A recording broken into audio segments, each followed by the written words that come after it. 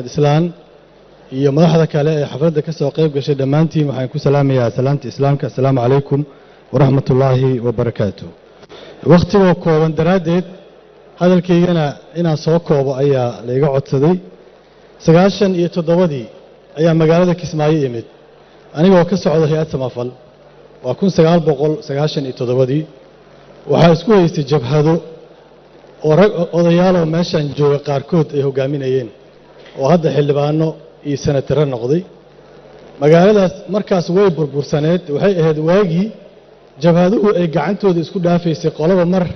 ay magaalada qabsanaysay alliance ama isbahaysi magaalada haystaa jiray waxaa kaloo jiray alliance iyo isbahaysi magaalada banaankeeda goob weyn meel yiraahdo joogay marka anaga imaanayna samafalka aan ka soconay waxaan u nimid biyo baxadii 97 Oktoobar dhacday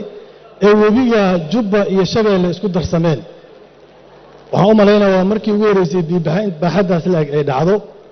Kismaayo madaxda haysata markaan la shirayno meel aan kula shirno ma haysanin xafiis yar oo UNICEF leedahay yaa shirka lagu qaban jiray dawladda Ameerikaanka dad ka socda yaa mararka qaarkood imaan jiray meesha hadda madaxtooyada hore ah oo wax ka deganahay oo dudunsan iyo habeenkii mugdiga nagula shiri jireen dadka waxay lahaayeen sirdoon Mareykan ay ahaayeen waa 97 biyo baxada markay dhacday qolada goobweyn joogta oo ka soo horjeeda qolada inta joogta ragga qaar fadhiyo meesha ma rabo markaas magaalada haystay inaan sheego yaan waxaan ku niri waxaan u baahanahay anaga samafalan ka shaqeynaa mucaawano iyo gargaar bini'aadanna waan wadnaa waxaan rabnaa qolada go'doonsan ee goobweyn ku go'doonsan ee dhinacii Muqdisho ka xiran yahay biyaha ka xiray dhinacan Kismaayo kaliya u furan yaan rabnaa inaan mucaawano u geeyno hay'ad la yiraahdo Sheikh Zayed Foundation oo imaaraadka markaas laga lahaa yaa mucaawanada aan kala shaqeynayay markaas aan Suudaan ku soo noqday oo dalka aan ku soo noqday waxayna dhaheen waad u fasaxantihiin inaad gaarsiisaan mucaawanada dadkaas walaalaheena ee go'doonsan maanta waxaan joognaa in jabhado hubaysan ay ka damiir iyo garasho iyo dadnimo bataan dawlad Soomaaliyeed oo dhisan anigu magaalada samafalan ku imid qolada aan abtirsiimo ka soo jeedo waa qolada ku go'doonsan waxay ahayd magaalada la yiraahdo Goobweyn ama tuulada Goobweyn Cornel waa dhintaan u malay hadda Cabdirasaaq af waxa la dhigi jiray maanaysiga Soomaalida ma fiicnaa af gabdheedle iyo nin dhalinyaro markaas anaga asadeenino Cabbaas la yiraahdo oo kabtan iyo waxa ay ma garanayo ciidankaas haystay iyo isbahaysigii waxay ahaayeen dooxada Jubba meeshaas ka dhisnaa waxaan la yaabnay madaxdii joogtay halkan ee jabhadaha hogaaminaysay waxay noo ogolaadeen oo dambiirkoodii Soomaalinimadii ayagoo isdagaalsan oo qoryo isku haysta inaan mucaawanada u geeyno maantana dawlad Soomaaliyeed yaa Kismaayo waxay ku haysaa una qabateen waa ayaan daro madaxweynaha waxaan leenahay mudane madaxweyne magacii qaranka huwan tahay ka xisho waxay jabhado Soomaaliyeed ay ka xishoodeen qodobka labaad u gudbiraba waxa hadalka waa kooban yahay mudane Axmed Islaam markaan u nimid 7 oday oo qaarna madaxweynayaal hore ahaayeen qaarna maamul goboleedyo hadda ay talada hayaan qaarna hay jireen aan kula fadhiisanay wixii ugu horeeyay naga codsaday waxay ahayd inaan ragga magaalada dhinaca kale ka jooga aan la heshiisiin runtii waxaan u aragnay inay tahay bisayl iyo xilkasnimo ku fadhisa way aragnimo ku fadhisa ma filaynin inuu qodobka ugu horeeyo ajandaha koow uu nagala hadlo waxay ahayd marqaatiyaan furaynaa ragga walaalaheeda iga maqan tolow saaxiibayaalow odayaalow nala heshiisiye waan ku maqanahay anagii odayaashii kale meesha nimid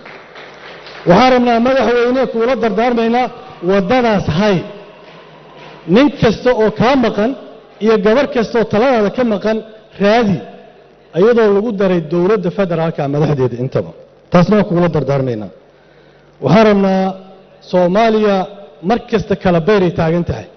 mar kastana fursad ay haysataa lunta kala beerka maanta aan taaganahay mid Soomaaliyeed kaliya maaha kala beer waxaan taaganahay gobolka geeska Afrika aan dhex taaganahay kala beerkiisa kaasaan u baahannahay isirka Soomaaliyeed ama jinsiyada Soomaaliyeed ama qowmiyadda Soomaaliyeed yaa badbaado u baahan maaha jamhuuriyaddii Soomaaliya keliya waxaan u baahannahay marka xilkasnimo dheeraada waxaan u baahannahay aragti dheeraada waxaan u baahannahay waayo aragnimo iyo dadnimo dheeraada madaxda qaranka joogta intii aad dadka ku geey kartaan saqafka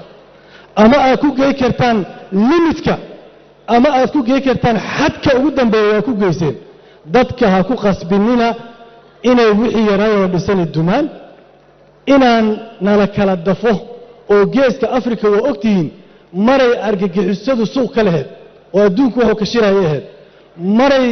burcadbadeedu waxay ka ahayd waxa adduunka ka shiro maanta waxa laga shirayo waa geopolitics waa loolan iyo dan siyaasadeed nin al-shabaab dan kalena ma jiro nin burcadbadeed dan kalena ma jiro nin dad majaaco u dhimaanayana humanitarian dan kalena ma jiro adduunkii wuxuu u soo labistay dan juqraafi siyaasadeeda loo soo labistay ayadaan ku dhex jirnaa haddaan nahay qowmiyadda Soomaaliyeed waxaan u baahannahay inaan dareenkeeda iyo aragtideeda yeelano madaxweyne farmaajo iyo xukuumaddiisaba ma rabno dadka ka soo taliyaa jooga kuwa talada rabaa jooga kuwa hadda gobolada ka taliyaa jira dadku waa xilkas way kala garanayaan danta qaranka Soomaaliyeed iyo danka dariska meesha iska jarto dadku way kala garanayaan laakiin ha ku riixin in darbiga la wada tago waxaan rabnaa oo kale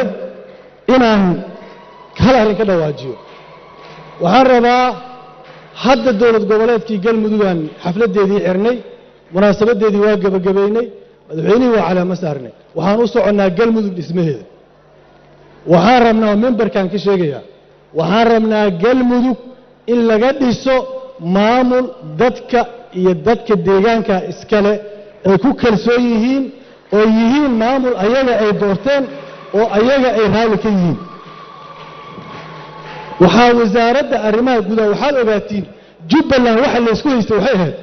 doorashada Jubbaland wasaaradda arrimaha gudaha maamulaysa waa ku meesay Dr. Hamza war dastuurka Soomaaliya qoraya cidda doorashada maamul goboleedka maamulaysa ma maamulaysa wasaaradda arrimaha gudaha walaalayaasha ka maqan Jubbaland ku cibra qaata habraaci ka soo baxay wasaaradda arrimaha gudaha soo u yaalo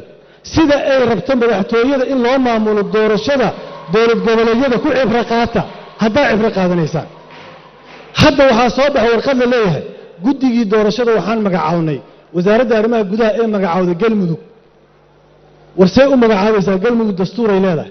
oo madaxay leedahay oo hoggaan ay leedahay oo sharci ay leedahay waad maqlaysaan waxa la yiri guddiga doorashada waxa laga ansixiyay baarlamaan sharcigiisa waxa laga ansixiyay baarlamaan digreeta lagu soo saaray dalka waxa la isku hayo waxa waay ma dal hal qof ka taliya oo xukun hal meel yaala oo hal meel laga gooyo waa sidaan ahaa jirnay oo dad badan oo Soomaaliyeed dowladnimo lunta u yaqaanaan masaasa loo noqonayaa mise dalku waa federaal waa dimuqraadi dastuur iyo sharci oo ka taliyo waxa la isku haya ma aha qabaa'il beelo is hayee waxa la isku haya waa aragti siyaasadeed iyo mustaqbal iyo vision intaba waxaan rabnaa marka galmudug dawladda inay la noqoto waxay sameynayso inay ka waantoobo intan meeshaan joogtan inaan isugu tagno sidii doorasho xor ah oo loo dhawo xalaal halkaas uga dhigay waxaan rabaa maadaama waqtiga kooban yahay inaan ku soo gabagabeeyo in saaxiibka ila kafta yaran ku dara wuxuu yiri war madaxweynaha Addis Ababa aaday muxuu ka doonay ma ciidankii Ethiopia malaha maalmaha waxa socotay bu'aala la qabanaya la leeyahay ma ciidan u doontay bu'aale markaas aniga ma ogi in lagu qabto wallahi ma ogi aan dhahay Allah ya ka Allah hadawdii soo waay warwar ma haysaa yiri maya warninkii Abiy Ahmed aha Nobel Prize la siiyo balaaya ku furantay hadda taa ciidan meel u diri kara ma leh sidii gabadhii maaragtay maxay meeshii saasujiye laga noqonayaa Nobelka marka guula soo hayatayo ciidan Ethiopia hadda soo duulaya ma jiro war intaan Ethiopia isku doona lahayn oo ciidan ajnabi aan isku doona lahayn oo mid ka noo jooga aan iska saari lahayn waxaan rabnaa kuwa noo jooga inaan iska saarno kuwa madaxweynayaasheena villada jooga kuwii soo mara jooga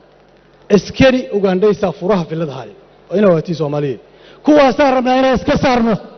waxaan isaga saari karnaa Soomaalinimo iyo midnimo iyo isku tanaasul iyo hadal anaga gundhi oo hal ku dhigno oo la yiraahdo isla guddoon talo iyo isku tanaasul iyo israadina lagu wadi karaa dalkan waa kakabkiisa inaan burburinin ma rabno waxaan leenahay marka madaxweynaha inta waa biilgaraynayna madaxweynow intii aafali kartaan waa fasheen dalka dib u heshiisiin iyo u baahan yahay dalka wuxuu kale u baahan yahay hal wax yaa maamulka madaxweyne farmaajo lagu dul qaadanaya oo waxa tacaddi dhacaya laga soo bilaabo kii qalbi dhagax lagu sameeyay kii aniga leegu falay kii baydhabo laga sameeyay kii hadda ugu dambeeyay madaxweynihii hore Sheekh Shariif lagu celiyay kuwa gobolada lagu hayo hal waxa dulqaadkeeda ku socdaa wuxuu ku socdaa xilkasnimo dadka siyaasadda ku jira iyo maxaa kale doorasho dhici doonto 4 sano dhamaanayse qoladan si tartiib ah hanoo dhaafaan hadday amalka doorashada soo xiraan marka oo isku dayaan inay awoodda kororsadaan dalka Soomaaliyeed dulqaadkii ay ku joogeen waa doorashada hadduu kaas xirmo ogaada iridii rajada iyo iridii nabadda Soomaaliya dawladda ayada soo xirtay waxa la wixii mas'uuliyad ka dhacaan halkaas ayada qaadanaysa waa maasantii madaxweynaha markale u taaniyay. Wasalaam.